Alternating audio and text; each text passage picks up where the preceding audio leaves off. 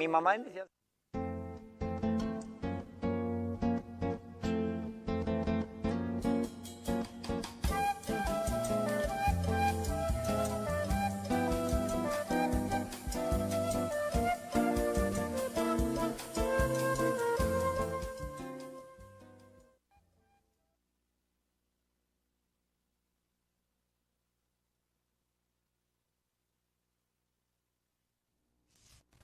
Saludos país, muchas bendiciones para todos, para todas. Aquí Alfonso Torres Ulloa en su espacio Voz para el Cambio, esta ventana de compromiso con la patria, de compromiso con el pensamiento de Juan Pablo Duarte, pero además ese compromiso nuestro con la cultura, con la literatura, con la educación, con la promoción de los valores.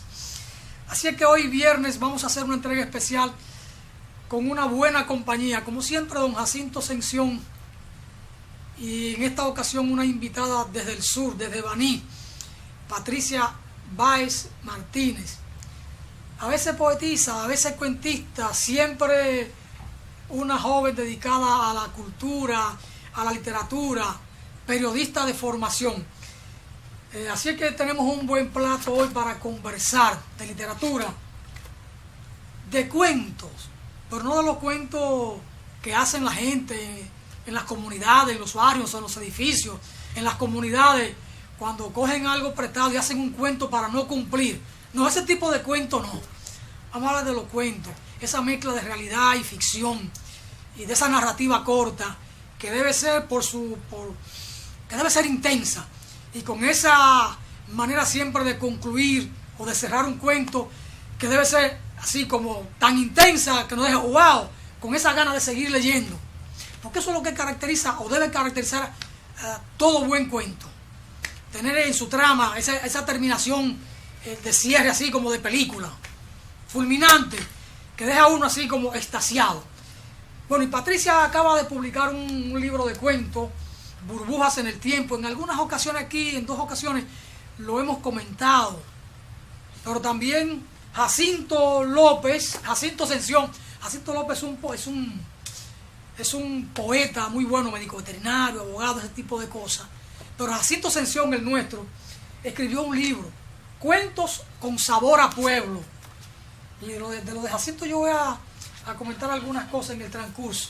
Pero bueno, don Jacinto, Patricia, ¿cómo anda la vida? Un saludo. ¿La vida es más que un cuento? ¿O la vida es un puro cuento? Hay cuentos. En la vida. En la vida. Sobre todo los políticos hacen mucho cuento. Exacto. Y nos permiten también desde ahí recrear a partir de esas experiencias. En las iglesias desde el púlpito la gente no hace cuentos. Los pastores, los sacerdotes. Es que los cuentos también hay que verlo como una herramienta de cómo llegar a la gente. Y hay que hacer esos cuentecitos. Muy bien, de cómo llegar a la gente, pero no de cómo engañar a la gente. No cómo engañar, sino desde ahí poderlo hacerlo como algo didáctico. Que tú puedas comunicar el mensaje a través del cuento, con su realidad, con cosas que ellos puedan. Jesús lo que hacía en esa parábola era hacer cuentos. Ah, Jesús era un cuentista. Un cuentista, así que pero a partir de esos cuentos, ¿entiendes? Entonces llegaba la gente y comunicaba lo que él quería, que la gente conociera cuál era el mensaje, el meollo. Una parábola es un cuento. Son cuentos. ¿Usted es un cuentista? Soy un cuentista. Usted es un cuentista. Usted hace cuentos. De vez en cuando hay que hacerlo. ¿Sí? Y luego crear también dentro del espacio, el ambiente, llevar algo diferente. Para mí es la manera de decir las cosas, de hacer las cosas, de escribir las cosas. Cuento con sabor a pueblo. ¿Eh? Sí. Todos los cuentos tienen sabor a pueblo. Deberían de tener sabor a pueblo. Deberían. Patricia, Burbujas en el Tiempo. Esto es un libro de cuentos que reúne 12 cuentos. A mí me simpatiza mucho este libro. A ver, Patricia, ¿la vida es un cuento? ¿O la vida suya es un cuento? No, para nada. ¿Usted ha vivido para contar? Tiene cosas de cuento.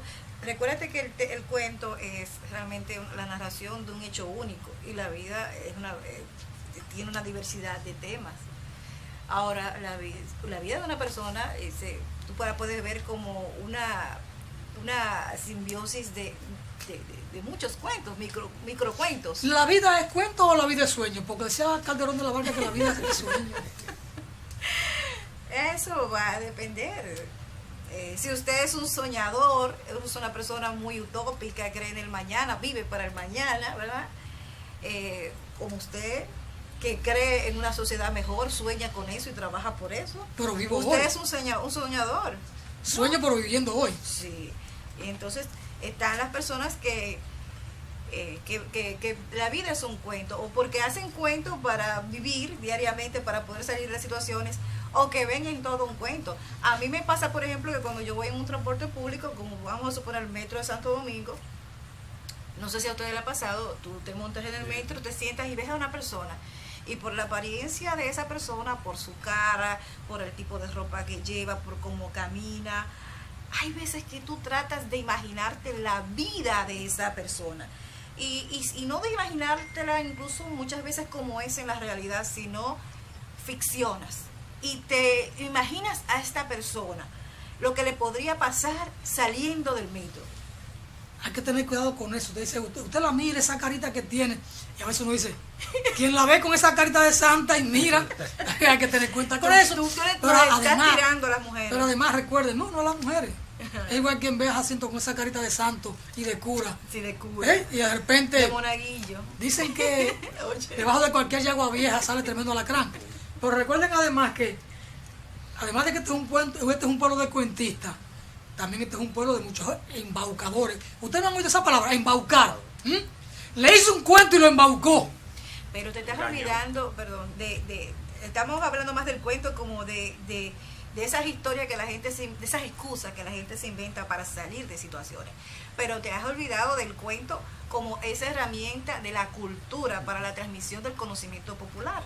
El cuento que nos hacían los papás, los abuelos, porque en mi caso no fueron los papás, sino los abuelos en la cocina o en la casa, con la luz. Los padres no hacen cuentos, de los una cuentos lo hacen los abuelos. No, los papás le daban un correazo a uno. Esa es su misión.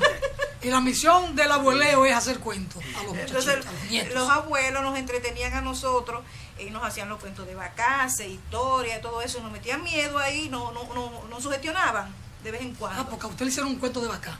Oh, sí. Yo pensé que eso era fronterizo, ya en San Juan, en Pandié, en Eliapiña, en Dajabón, la frontera. No, mira, por ejemplo, en la zona de aquí más arriba de la Victoria. Yamasá. Sí, por ahí. Monteplata, Guanuma. Sí, todo eso, en esa zona también se El habla cruce del vaca. abanico, la bomba, Me yo han conozco todo eso por ahí. hecho cuentos de vaca. Los Botados. Ahí en Los Botados, antes de llegar a Yamasá, 6 kilómetros antes de llegar a Yamasá, había una bruja, una matajavilla grande. Pero la bruja se murió. Supone que si la bruja no debía morirse. Pero además la bruja era pobre. ¿Cómo que una bruja es pobre? Si es pobre no es bruja. No, porque ellos dicen que es un servicio. Un servicio. Es una cuestión de Dios. De misterio. Es un servicio. Y se hereda, se pasa de generación, Sí, ya sea una hermana, se una hereda. hija, y eso se hereda. mantiene. La brujería se hereda. Sí. La bruja. Yo tengo una vecina allá que bueno. Juana, vamos a dejar eso ahí. Juana, vamos a dejar eso ahí. Ustedes van a conocer a Juana cuando lleguen allá al campo. Patricia, hablemos de burbujas en el tiempo. Este libro, 12 cuentos. Bueno, vamos. Aquí usted mezcla realidad con ficción, Sí. más realidad que ficción que realidad. Te voy a hacer la historia de Burbujas en el Tiempo. Yo soy una seguidora de Juan Bosch. Me encantan los cuentos de Juan Bosch, es la tradición que nosotros tenemos para nosotros. ¿De cuál de los Juan Bosch? Hay varios Juan Bosch. De Juan Bosch el literato. De Juan Bosch el literato. Aunque seguí al político en algún momento de mi vida, pero eso no es el tema de conversación. No, porque también está Juan Bosch el hombre rabioso. Juan Bosch el literato, el cuentista. Pero estoy hablando... Juan Bosch el ensayista. Juan Bosch el político. Y Juan Bosch el hombre ético. Y el historiador. Porque el este sociólogo. libro, desde Cristóbal Colón a Fidel Castro... Y el sociólogo. Y otras obras más que yo he leído, eso... Composición social dominicana, una obra cumbre de la sociología dominicana. Bien, pues Juan Bosch, leyéndolo, en un momento yo que vengo de la tradición de escribir poesía desde muy joven, me inspiro a escribir un cuento.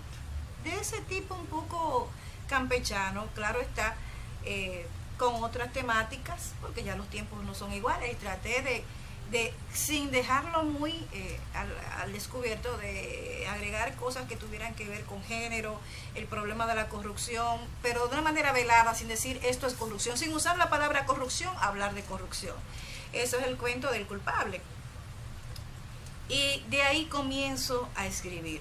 Inicialmente historia, eso es ficticio totalmente, pero personas, por ejemplo, de de mi pueblo baní me hacían historias y yo decía, pero esto da para un cuento. Y esto es un desperdicio, no contarlo porque no sea ficción. Esto es una historia de esta persona que da para un cuento, como es el caso de Besamano y de Señor, déjela pasar, que es un cuento que narra la historia de una pareja en la que la muchacha se va para Venezuela y deja al hombre, lo abandona. El hombre queda destrozado y espera a su mujer por años. Y cuando sabe que la mujer viene de Venezuela, se manda a comprar un tocadisco y compra el long play.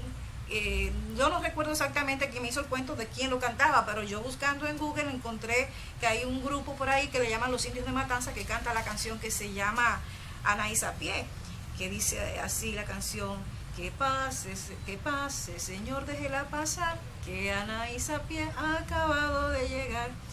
Y entonces el hombre, en su historia real que me contó un vecino, el hombre pone el estribillo cuando oye que el carro que va llegando, porque él vivía en la parte de atrás de la casa de la suegra. Ellos habían construido ahí cuando ella se fue.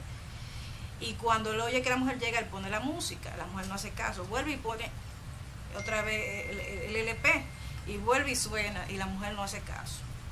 Ya como a la tercera o cuarta vez, borracho el hombre, incómodo porque la mujer no pasaba, se quedó en la casa de la mamá y no pasaba a la casita que yo tenía en el patio. Agarró el tocadico comprado con sacrificio y le dio un estrellón en el medio del patio. ¡Que pase, carajo, que tú eres mi mujer! Borracho y amargado porque la mujer se le va tantos años por ahí, está con otros hombres y llega y ni caso le hace. Él creyó que la mujer iba a pasar a ver a su marido, la mujer no pasó. Entonces esas son historias que hay que contar de alguna u otra manera. Tú le pones algo de ficción, pero hay que contarla, porque es una historia que realmente es de cuento. O sea, y la vida, la vida es un cuento. Nosotros tenemos episodios en la vida que son cuentos. Entonces de ahí se nutren burbujas en el tiempo. ¿Y por qué burbujas? Porque son tiempos diferentes, situaciones diferentes. ¿Y usted llegó a conocer el long play? ¿Físicamente usted vio algún por play? Supuesto, yo bailé mucho con long play. Pero usted no es tan niña entonces. Cualquiera que la ve con esa carita, lo que decíamos ahorita, lo de la carita. Pero yo no tengo culpa de que tal vez mi tío Luis allá en Ocoa tuviera long play en época de más moderna, tú sabes, pero él me ponía unos long play, entonces mi mamá me hacía unos vestiditos de faldita ancha. Y yo di que bailaba, pero él me la pasaba dando vueltas, viendo la falda así, dando vueltas.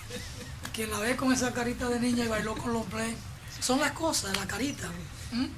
Lo que usted decía. ¿Sabe la cosa? Don Jacinto, ese libro, Cuento con Sabor a Pueblo, ¿a dónde nos lleva? ¿O de dónde nos trae? Escuchando a la compañera Patricia, tengo muchas cosas afines, que uno de los inspiradores para el tema de la cuentística es el profesor Juan Bosch. Creo que es un maestro. Sí. Entonces Juan Bosch coge los temas sociales y esos temas ambientados en todo lo que es la cultura, lo que es la manera del ser, en este caso de los dominicanos, de ese regionalismo también, fíjate, hace también la diferencia.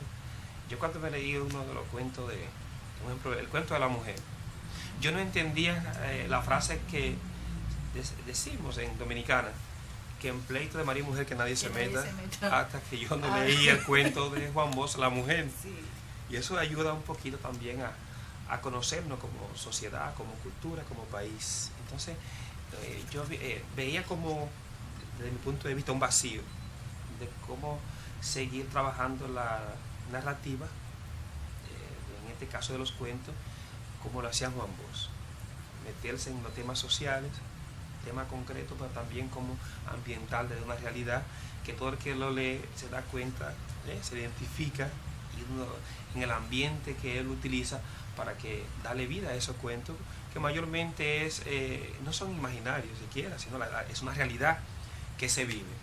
Y desde ahí empecé a escribir cuentos con sabor a pueblo, a partir de cómo extraer del pueblo esa misma realidad.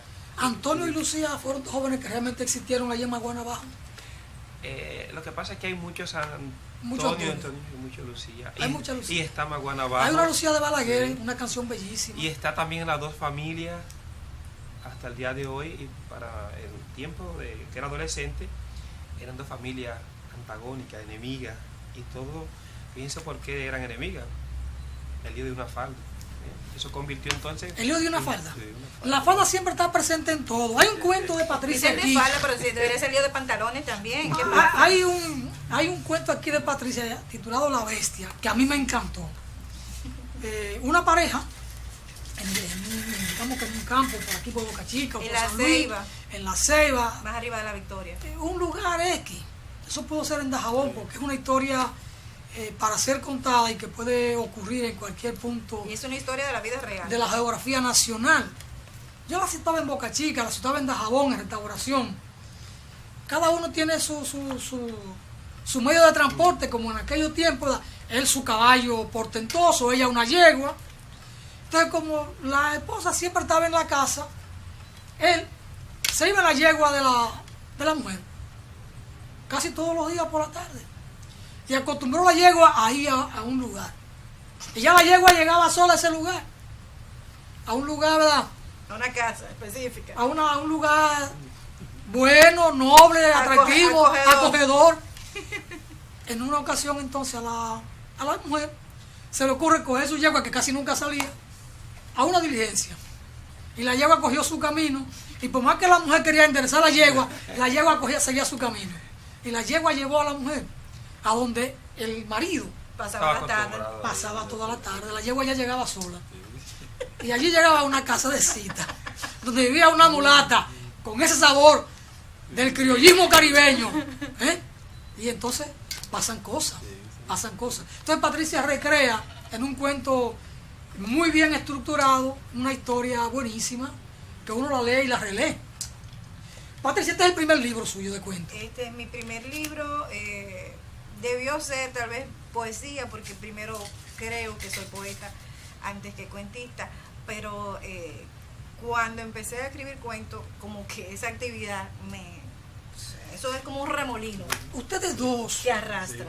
ustedes dos que al tiempo que escriben poesía andan en la cuentística, no se detienen a pensar, porque son jóvenes escritores, que es mejor centrarse en un género determinado, o en la poesía o en el cuento, trillar un camino y asentarse en ese camino de un género, y puede que uno llegue más rápido o más seguro en un solo camino, hablando de género literario, que ir trillando un camino del cuento y un camino de la poesía, y de repente cogen un trillo también de escribir una novela.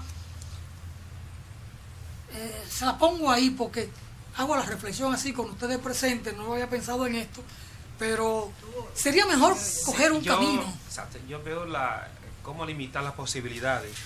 Bien, pues yo escribo cuentos, pero no siempre tenemos no solo el tiempo, la inspiración para el cuento. Eso lleva. Y es posible que en un momento de descanso, vamos a decir así, del cuento, entonces en ese tiempo para seguir escribiendo, entonces uno escribe poesía, porque la poesía muchas veces es espontánea. Es un momento. Un momento, entonces aprovecha. Lo pregunto porque la práctica es lo que da la perfección. Si usted es más continuo escribiendo en un género, en un estilo, va perfeccionando. En este caso, digamos, el poeta puede ir perfeccionando la construcción del verso. La musa le llega. Pero si un día anda en construcción de verso, otro día en construcción de cuento, y después coge 3 años para escribir una novela, entonces como que la carrera es mucho más dilatada. Mira, Patricia, lo pongo para una reflexión. Mi humilde opinión de una novata en estas lides. Realmente yo soy una escritora que apenas está comenzando. Que hay que ver lo que perseguimos también, que eso es importante. También está ese tema, pero yo lo veo desde este punto de vista. Nosotros estamos explorando. Uno no se puede centrar. Yo soy poeta, yo soy novelista, yo soy cuentista, yo soy ensayista. Hay un dicho por ahí que dice: de poetas y locos todos tenemos un poco. Nosotros podemos sí. Esa expresión nació en Dajabón, porque en Dajabón somos todos locos y todos poetas. Entonces, ¿qué sucede? Uno realmente, el ser humano es un manantial inagotable de talento, si se lo propone. Todo es el cultivo. Entonces, uno comienza a cultivar. De repente nosotros que somos jóvenes, podemos encontrar una persona. En su carita yo veo una juventud, pero allí veo canas. No, porque hay personas que por herencia, Sí. yo tengo 43 y tengo una, pero debería tener más. Yo tengo una prima que tiene 44, no, mi propiedad 43, que le sale más, eso no tiene que ver.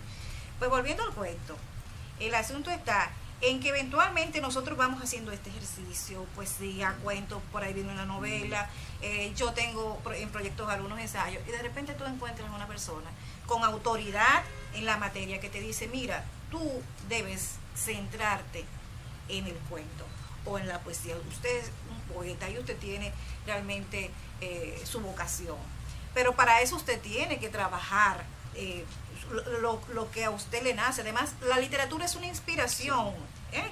Eso no es que yo soy Déjame poeta, ver, es que te que me nace sale. en el momento.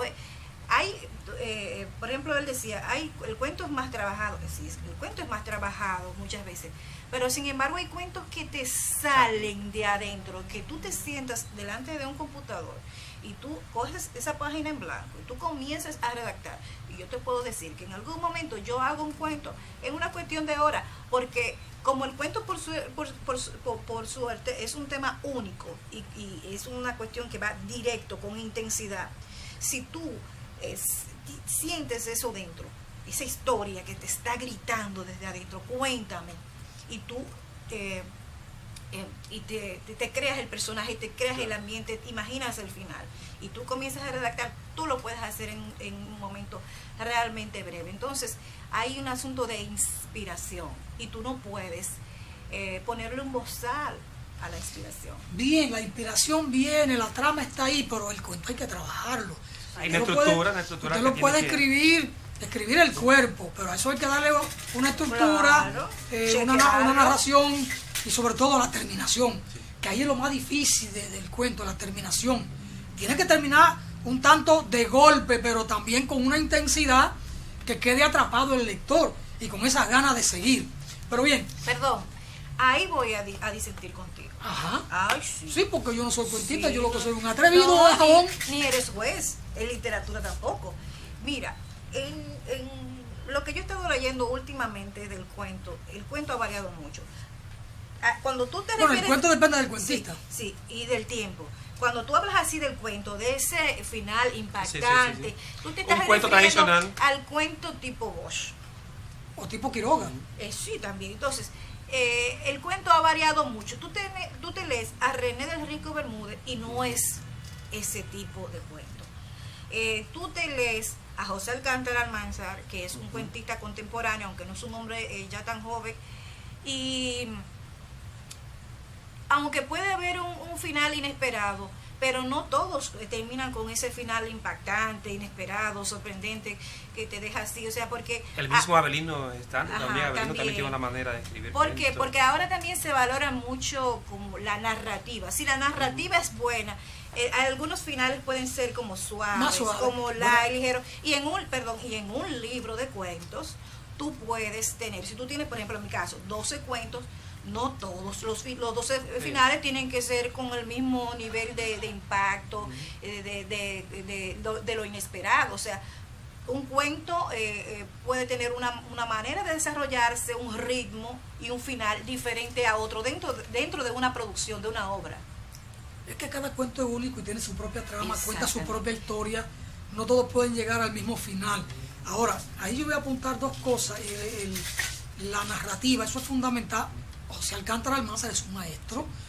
René del Risco, lo propio Pedro Mir, tú no sabes cuándo es un ensayo, cuándo es poesía, cuándo es historia. Uno se lee a Pedro Mir en un ensayo de historia y te lleva como si fuera en una ola suave.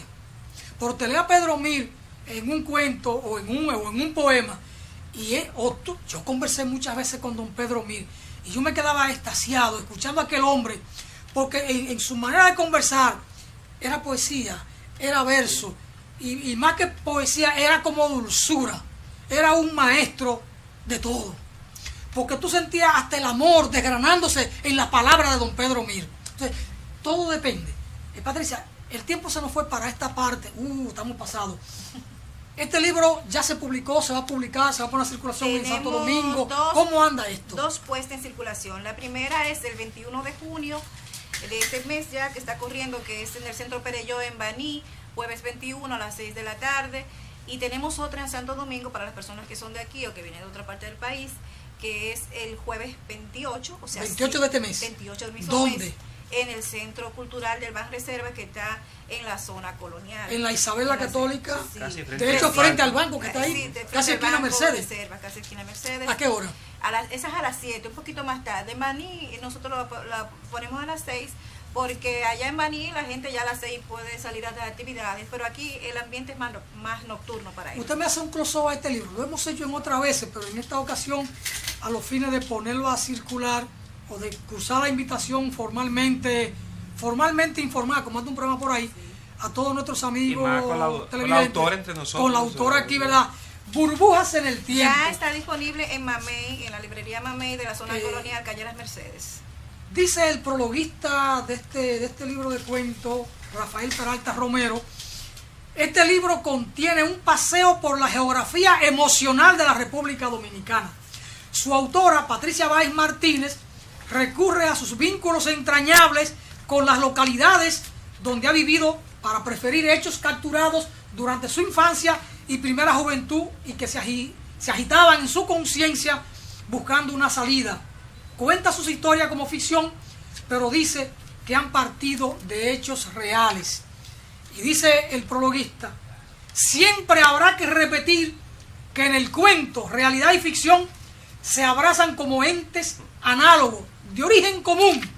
Y entonces, en la palabra de la autora, hay una expresión que concuerda con esto del prologuista.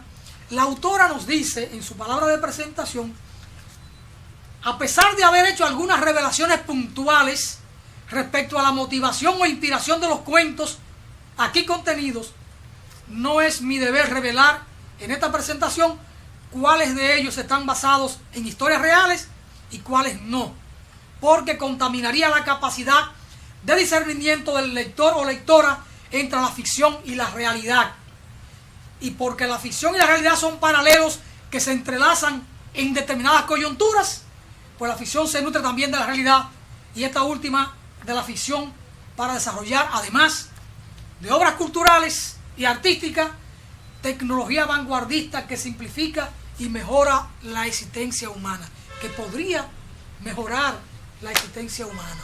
Bueno, pero por ejemplo, Bueno. el avión fue un sueño en algún momento. Una Sí, ficción. pero ahí hay obras de arte en el cine. Ahí hay obras de arte en el cine, El por submarino. ejemplo, les cuento esto, hay obras de arte en el cine, una película que atracan un banco, entonces demuestran toda una agilidad, una astucia, una técnica de construir túneles y cosas de estas, y al final terminan personas del pueblo, de la ciudad, atracando al banco porque lo aprendieron en una película.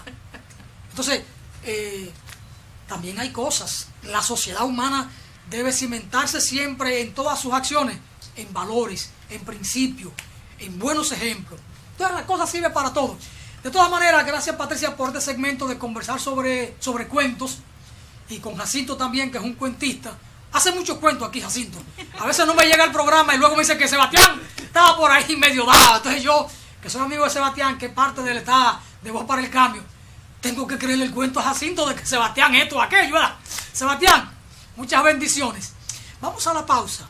Pero el 28 de este mes, jueves, 7 de la noche, en el Centro Cultural del Banco de Reserva, vamos a acompañar a Patricia Báez Martínez, que nos pone a circular, o nos va a presentar ya, ahí en vivo, Burbujas en el Tiempo. Yo quiero comprometerlo a usted para que esté presente. Le voy a prestar el ejemplar mío, que la autora tuvo a bien dedicármelo hace un tiempo en Baní, el día 13 de mayo. Y dice, para el poeta que le canta a la rosa y la montaña, Alfonso Torres. Le voy a prestar mi ejemplar para que usted se lo lea y entonces nos acompañe ahí el día 28. Póngalo en su agenda. No se muevan de ahí, que ahora vamos a entrar después de la pausa con Patricia Báez Martínez en Tiempo de Poesía. Vamos a la pausa.